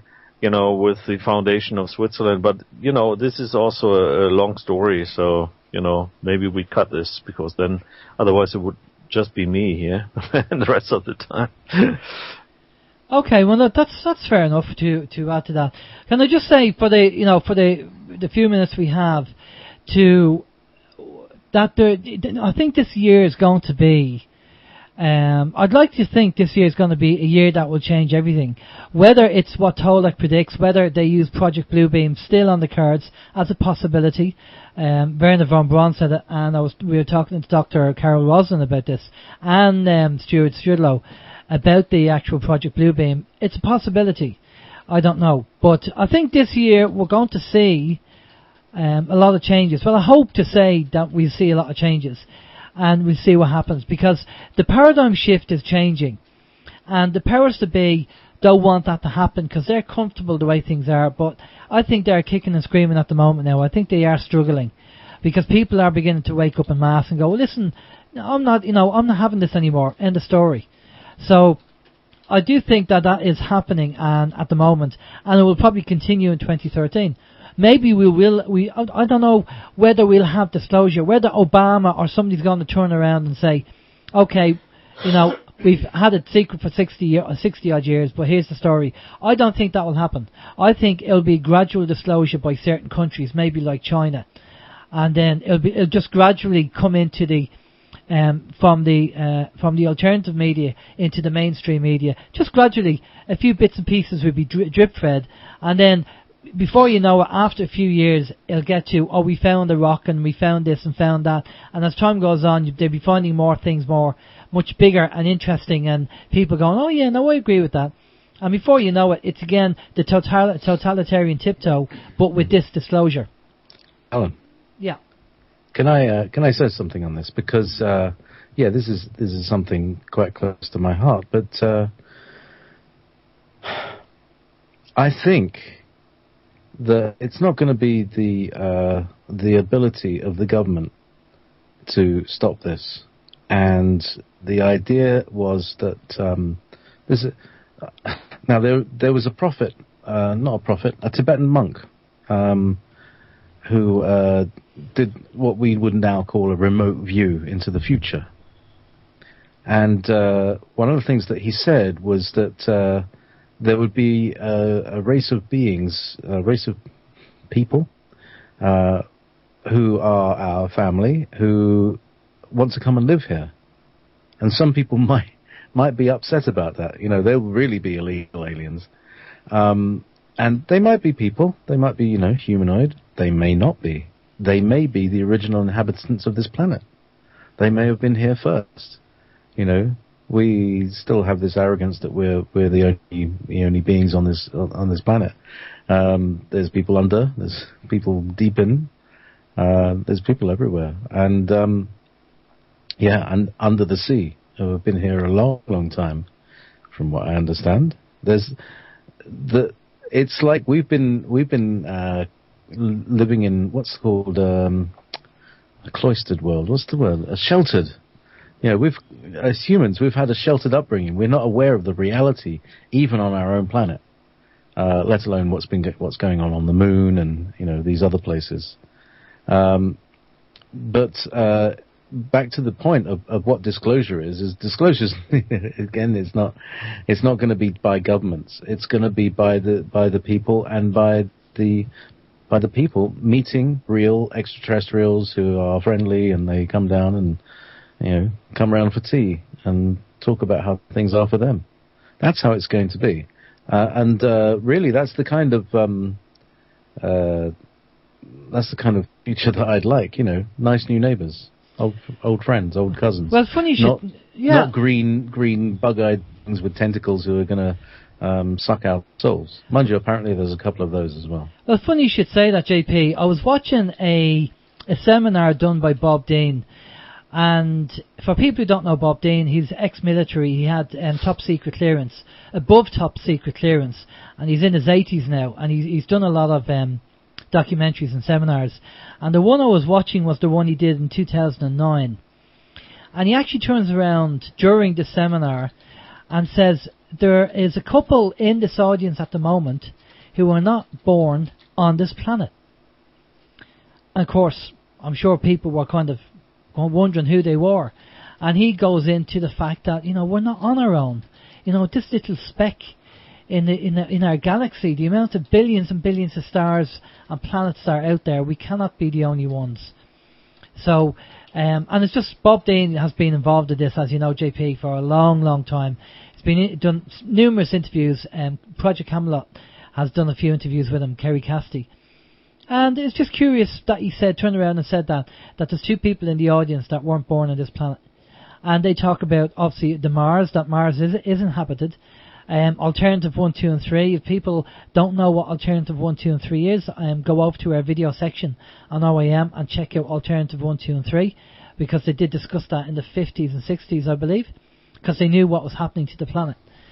So, and inconsistencies like our moon is the only moon that doesn't rotate. All the other moons and all the other planets rotate, but ours doesn't. Some people have the hollow moon theory. People talk about bases on the backside of the moon. There's as JP said, there could be creatures and aliens and races in inner Earth. And then you have the expanding Earth theory. So all these are all plausible. We just need to look at the information and do a bit of research and check into it. And if it resonates with you, then fine. But I'll put it off to Karen. Karen, is there anything you want to add to that?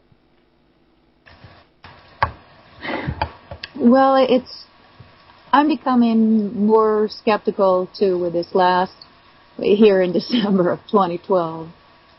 And, you know, angels and I don't know anymore. The only thing I do know is that I'm here now in a physical body. Our world is in very big trouble. We are made of energy, vibration, and frequency, and it's time to take a look into what's really going on here and do something. You know, the apocalypse, the unveiling, all the corruption.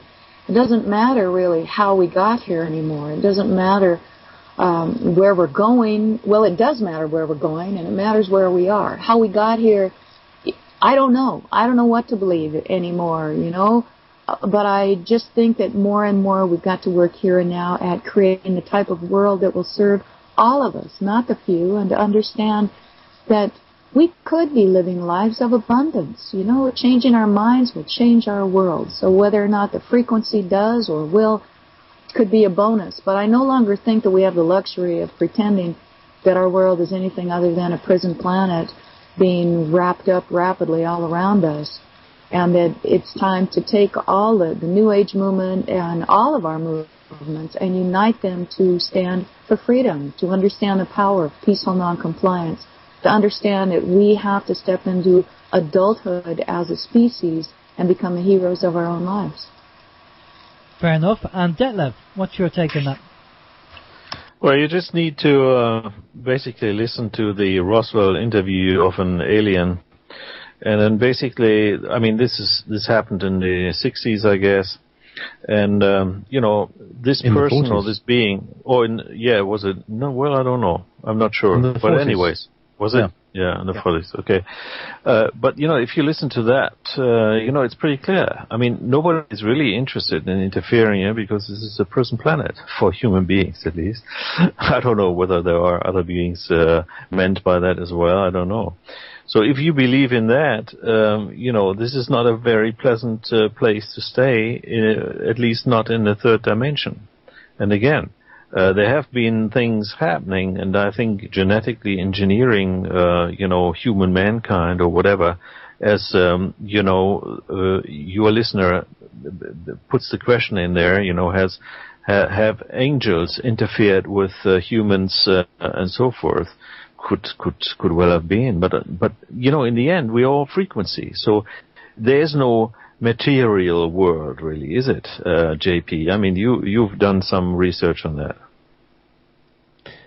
Yeah, well, I mean, it's always more complicated than just we're vibration, because it's like a coil that has been coiled, and then you coil the coil, and you know, it's coiled and coiled and coiled and coiled and coiled, and that coiling produces a gravitational effect that appears to create a particle. But it's really just kind of energy spiraling around inside itself. So everything in the galaxy, we see the galaxies, we see solar systems, and the same principle is going on. Something's in the middle moving, and everything else is being schlepped behind it. And so that's what's going on in the solar system, and that's what happens in philosophical thought. In politics, you know, and you get these leaders, and you know, and innovation happens, and then materialization happens through the stages of manifestation. You know, everything starts with a thought, and has to go through a particular process before it gets down to the physical plane, and it's always to do with frequencies. Even, you know, if you want to build a house, you have to put brick upon brick upon brick. You know, you get into a rhythm. You build the house brick by brick by brick, and that's how everything works. Everything's built, you know, one step at a time from the inside out, and that's beautiful. Yeah, that's nature. Yeah, I mean, this is a nice. Actually, this is a nice description of you know, living in a prison. Because, if your frequency is not free to move wherever it wants, then it is kept in prison. So maybe the third dimension description would be we are living in a prison. So and if we are, moving our frequency up, we are losing our solidity. I mean, our materialism. I just had a thought about that. Yeah. Is that we're living in a prison, and the prison is money. Because without money, you can't do anything. So therefore, money equals freedom. The more money you have, the more freedom you have. Isn't that the way? Well, not really, because even if you have money, you're not really free because you're still in the third dimension. Well, yes, but I mean, physically, physically. Freedom, physical freedom. Ability to move around as you will. I want to go to the cinema today. I want to go to the pub. I want to have a drink. I want to go to a restaurant. So money gives you that ability. I'm sorry, you all broke up, Karen. Oh, I'm sorry. I just was thinking, yes, it does. Money just gives you more options, but it's also the sense, it's also the bartering system that has imprisoned us. So I agree with you on that. All right. So now, having determined, because money is the bars that hold us in, and in order to move to the fourth dimension, you have to then, so let me explain what I mean by the fourth dimension, and then we can move it on, because from the esoteric teachings that I've been working from and the 7 rays, it's all about states of consciousness and the way you perceive things and the way you look at things. By remaining in the what we call the third dimension, which is like the plane of physicality, and then there's the plane of emotions, and then we have the plane of the mind, and they what seem to correspond in this model with third, fourth, and fifth dimension. So we're currently moving in the plane of emotions. And certainly there's an awful lot of emotion going on at the moment. There's wars, and there's earthquakes, and there's suffering, and there's depression, and there's torture, and all of these things, and there's anger and about the torture, and anger about the GMOs, and anger about this, and anger about the banks, and anger, there's a lot of emotion that's going on. And there's going to be a lot more as the people find out what's going on with the government. And what they think was government and what they trusted was government, but turns out to be a bunch of corporations, turns out to be a bunch of criminal organizations and mafias, and et cetera, et cetera, et cetera. So we're getting to a point when we're realizing that. So in a way, we've been sitting in the theater as audience. That's the third dimension. When we're now uncovering what's going on, we're now able to walk around the stage and see the lights and see the trapdoors and see the curtains and the ropes and all the ways of concealing and hiding. And we're seeing what the actors really look like when they walk off stage. They're not smiling anymore, and they've got a predatory leer on them. And then we're then able to move further back and observe the whole process going, and remain in a position of allowing that to happen for prime directive reasons, because at some point we will have to observe the prime directive, and that prime directive is basically be harmless. It's the same as what the Buddha has always been saying. Be harmless. Don't cause any more karma. Your problem is you're flailing around producing more and more mess that you have to clear up later. That's what karma is. So just be harmless and create a new world. And so that so then when you get to the mental plane, you're beyond the emotional tie, which is the thing that we call money. We're beyond belief systems, because belief systems occur in the fourth dimension. We've been subject to them, and we've also been prevented from moving out of it by the belief systems themselves. It's like, if you leave this place, you're going to die. No, it's not true. You can step outside the door. It's like that Truman film. Bang. They keep saying, oh, you're going to die. You're going to, the storm's getting worse and worse and worse. And he keeps going through the storm until he finds the ladder and the doorway out. And that's what we all need to do. We all need to go beyond what we perceive to be the limits of our reality. And that may involve saying, well, I'm not going to pay my mortgage anymore. See what they do. And then other people say, oh, no, they're going to repossess your house. Yeah, but if 20 million people all decided they weren't going to pay their mortgages anymore, who's going to pay the people who are going to try and turf them out of their houses? There you go, JP. That's what I'm talking about. That's exactly it. Well, at the same time. That's why at least the 15th is one day. You know, if we all did it at the same time and if we extended it, now that's where I do believe that we can change our world and people can wake up, because bills aren't worth being paid when people are being thrown out in the streets, and it's just a bunch of horse crap that honors the few at the expense of the many. It's not freedom now, but we can change it. Sorry, I just had to jump in. That's okay. That's what we need to do. Okay, guys. Well, listen, we've come to the end there, so I'd like to say a big thank you. Oh, we have a question from Steve. Hang on. Yeah, well, you don't have a question from me. We have a question from Andy, and he wants to know: can you ask JP what a translucent Earth is? Does it mean we will all be able to see under Australia? LOL. I haven't said anything about a translucent Earth myself. I've been thinking about this stuff, actually, talking about translucent. It's totally off topic, but this stuff, I can't remember what it's called. It's like something like aerogel, and it's the lightest material known to man. It's like, lighter than soap bubbles. And it's see-through and it's translucent. It's rather beautiful.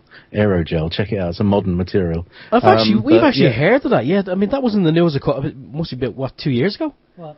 Yeah, this aerogel. Really cool. It's. I can't remember exactly all the ins and outs of it, but it's an aerogel. You can see through it, and it's.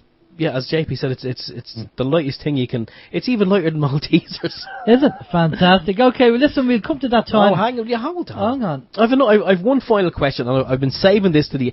He's making faces here.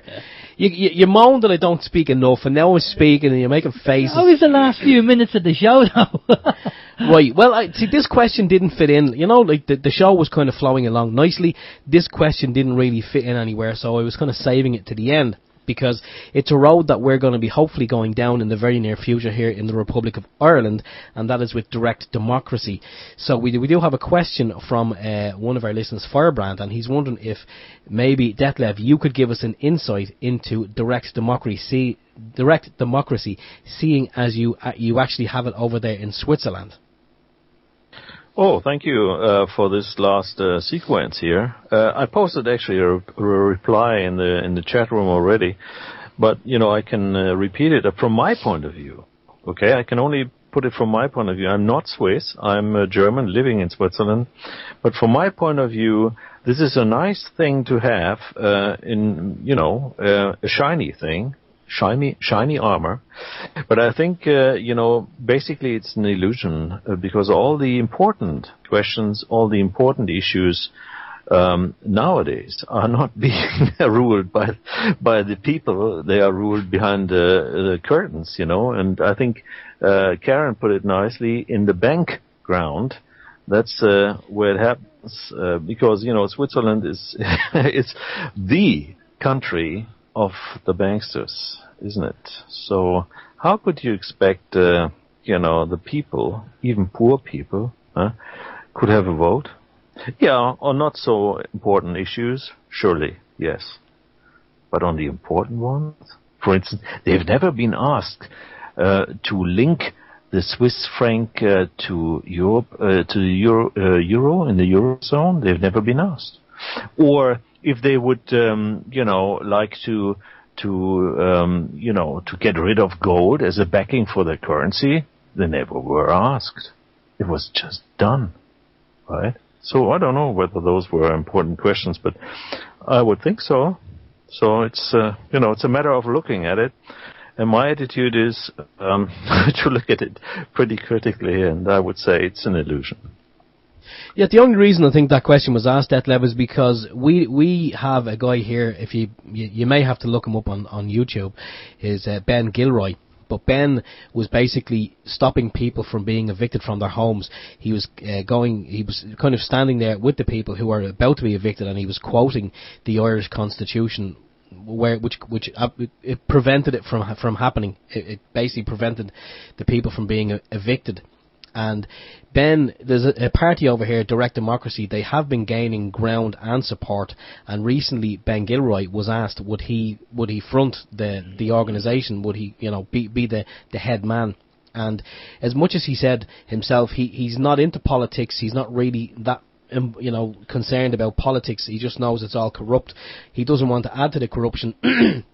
Excuse me, but he did say that on the evening when the Irish government agreed to the bank bailout, he said if direct democracy had been in place, then maybe obviously the Irish government at that point would have said to Angela Merkel and her cohorts, okay, well listen, thanks for your suggestion. We're going to have to put it to the people, put it to a referendum, and if the people go for it, happy days. If the people don't, well, I'm sorry, we won't be bailing out the banks.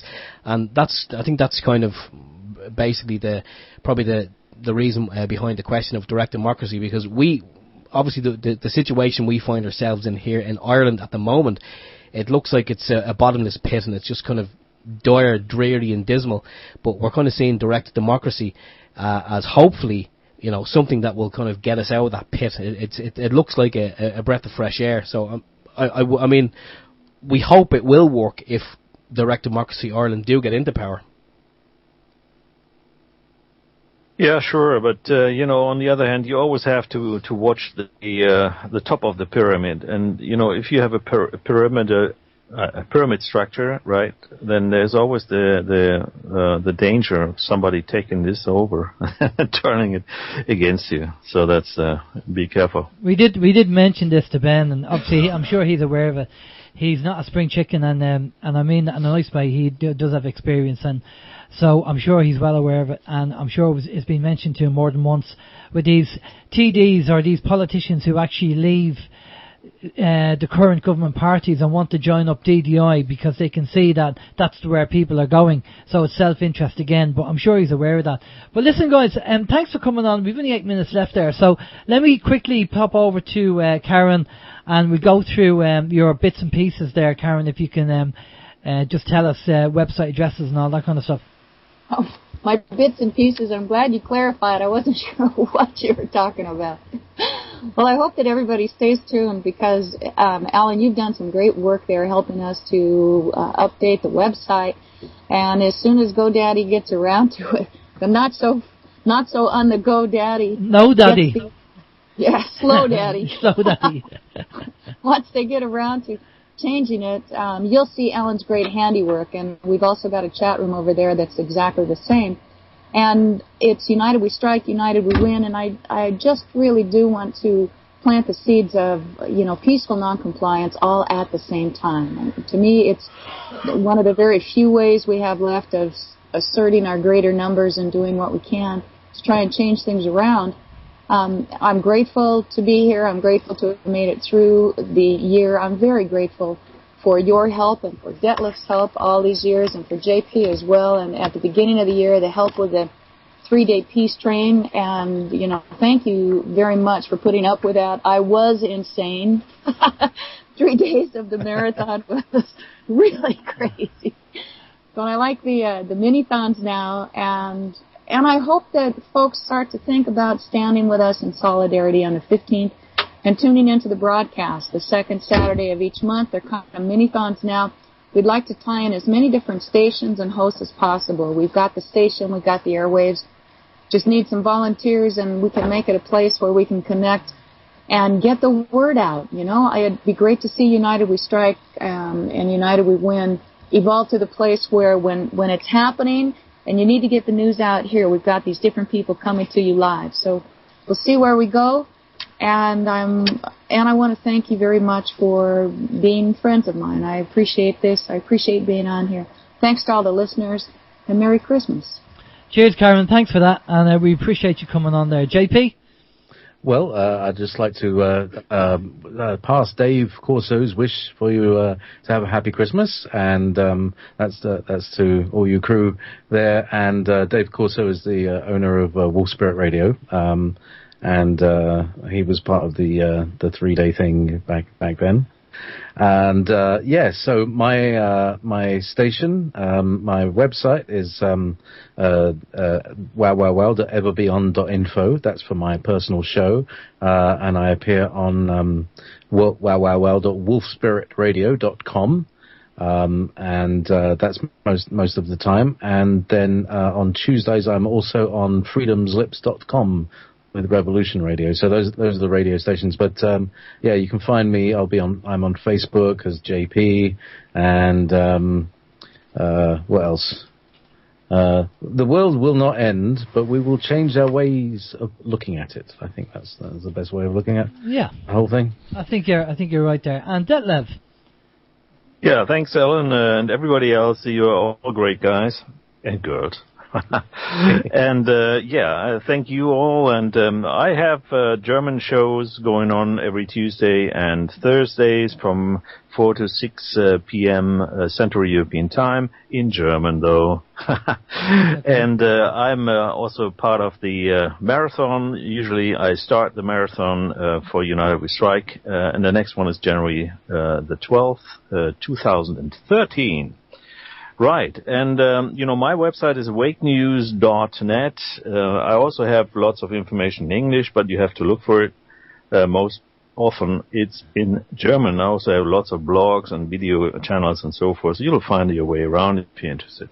I know the NSA is there frequently, and MI6 and MI5, as well as all the German-speaking, societies and so forth. So, brilliant. Happy to see you there. Okay, Detlev, that's fantastic. Listen, guys, just stay there for a minute. Myself and Steve are just going to round things up there. You just hang on there for a minute for us, will you? And we'll be back with you in a minute. Okay, just like to say, we've got 4 minutes left, and there was a couple of things I was going to talk about there, but we'd just like to say, for myself anyway, we wish everybody a happy Christmas and a new year, and enjoy yourself, go mad. Have a few drinks, but don't go overboard. And next week we're going to have Ian or Crane on. So that's going to be interesting. We'll catch up with Ian on a few things. If there's any news that you come across, by all means, email it into us. And if you can afford any couple of euros, it'd be fantastic to reach the target for the bumper stickers and get them out there, or click on the adverts on the website if you're attracted to them, if you like them, and we get a few cents for them as well. Steve? Yes, I think you're spot on. Happy Christmas to all the listeners. Obviously, the show would be nothing without you. If it wasn't for the listeners listening and tuning in every week, it would be just Alan and I sitting here talking amongst ourselves, looking silly with headphones on us and microphones in front of us. But thanks to everyone who's been part of OYM for the past 12 months. And do have a happy, peaceful, safe Christmas, and with a bit of luck we'll do it all again next week, and we'll be in 2013. No, we won't. What the hell? Sorry. This daddy bit is really doing you. Sorry. I think okay, you're losing track of the days. This time next week we'll still be in 2012. Oh no. Oh well. You'd be still in 2012. Well, we'd be near enough. We'd be near enough into 2013. Let's hope that 2013 is going to be a better year. But we will touch base with Ian Crane and see what he thinks of all of 2012, and see what he thinks what's going to happen in 2013. I think let's see what happens. I think a lot of people, as you said, will probably end up with egg in their face because nothing really happened when the 21st of the 12th came along. Nothing happened. I think everyone who does end up with egg in their face, don't take it too personally. But I think we still have to remain positive, because we still have to keep the vibration up anyway. So I mean, because nothing happened, maybe there might be a little dip in the vibration, but we need to just kind of keep that vibration up for all of our sakes.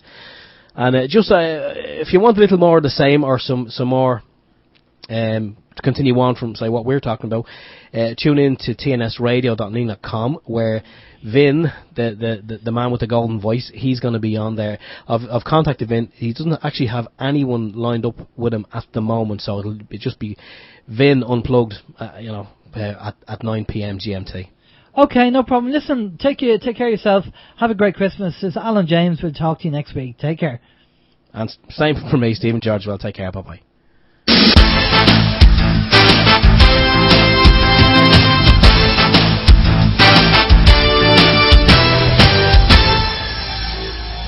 Open your mind.